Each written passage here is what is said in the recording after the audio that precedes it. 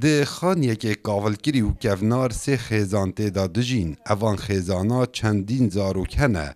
بله دناوا اوان زارویان دا چار جواند بیدیک و بیبابن لجم خیزانا خال خونه. دم چندگرک یک ماین دستین چکدارین داعش دا دی بابین چار زارویان قستا مالا خویا کفن دکر دا کو هندک پیداویستیان بخوبینن. بله حتا نهاد به سروشینن و چه کس تشتکی جه نزانید کات مرینه یانجی ساخن. زهرا خیشکا مزنه جلایکی و سردریا خیشکو براین خواه دکتن و جلایکی دیوه کار مال جی دکتن. زهرا قطابخانه خواه بجه هلایه و نهاب تنه مجیلی کار مال و خزمتا خیشکو برای خواه.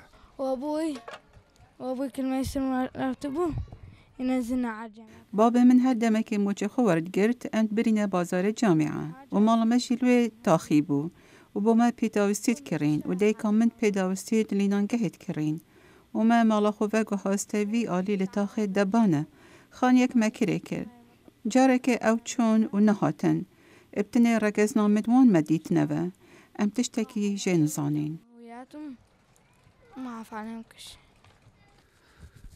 جنخالا اوان زارویان دخازید جه حکمت ولاین پیوندیدار هاری کاریا اوان زارویان بکن جبرکود روشکا گلک خراب دا جیان آخواه دبورینن.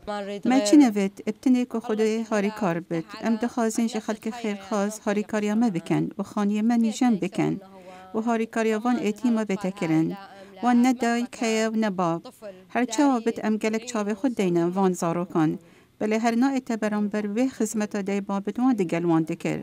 زاروک نها به بهر بوینش پیوا دی کوباب. اف که چاهین دبینن مازم بویا بله ناشتا قطبخانه و نفعلی زانسته دبت. ام گازن داخل که بکن.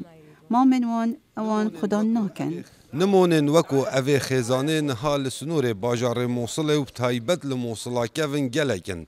بله بسیار ویرت هتا کرن آیا بوچی هتا نها پیت دام به ایتیمن شر داعش نهات یکرن.